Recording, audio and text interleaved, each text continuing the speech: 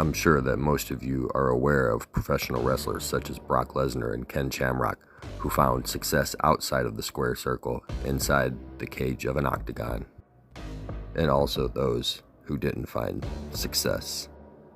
This video is going to cover professional wrestlers that you may or may not have known also competed in the world of mixed martial arts. You may know him as The Animal or Deacon Batista. When he was in the octagon, he was known as Dave Brassbody Batista. Batista had just finished filming his movie debut for The Man with the Iron Fists.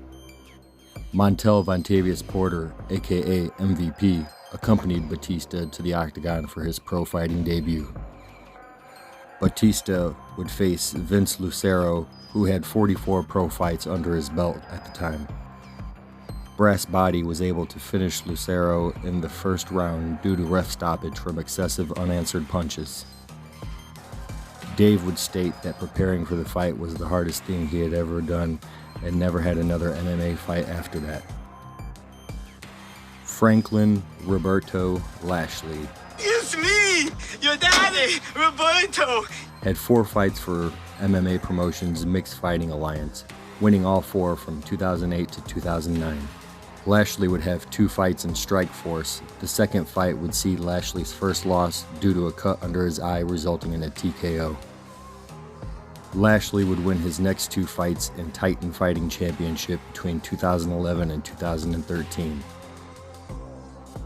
Bobby would see 4 fighters back out of fights in Shark Fights before the 5th would lose the Shark Fights Championship to Lashley in the first round via submission.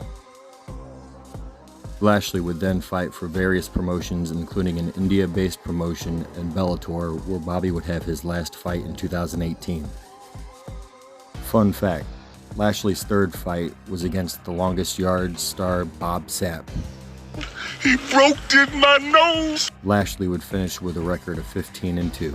I love little Michael. Shinsuke Nakamura had a professional MMA record of 3-1-1, with his only loss coming to Daniel Gracie. Shinsuke has reported that in 2005 he was offered a UFC contract. At the time, Nakamura was under contract with New Japan Pro Wrestling, where he had already won the IWGP Heavyweight Championship and ultimately decided to stick with the professional wrestling. His last fight took place on May 22, 2004, and he has since stated that he has no desire to return to MMA, citing his age and preparation that goes into an MMA bout. Menorah Suzuki was a co-founder of the Pancrase promotion in 1993 and would have 50 professional fights by 2003. While Menorah would rack up victories over Lions Den members Vernon White and 2 wins over Ken Shamrock, Menorah would lose his 2 fights against Ken's brother Frank Shamrock. Menorah's first loss, however, came against Bas Rutten via a knockout resulting from a knee to the liver.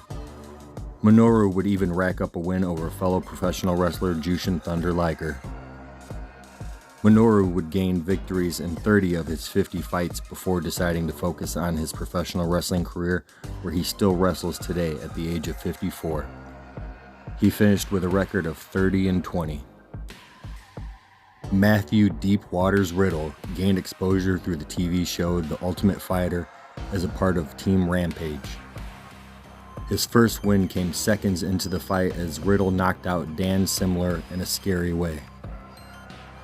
Riddle would have a controversial career in the UFC as he was riddled with several injuries and twice failed drug tests for marijuana use. Had he not failed the drug tests twice, Riddle's official UFC record would have been 10-3. He finished 3rd in UFC history for takedown defense with an 89.3% success rate, as well as 8th all-time in total number of landed strikes with 1,350. Matt was released after his second failed drug test for marijuana use, but Dana White still supports fighters who repeatedly fail for PEDs and cocaine use. The irony. Fun fact though, Matt Riddle beat John Jones in high school wrestling.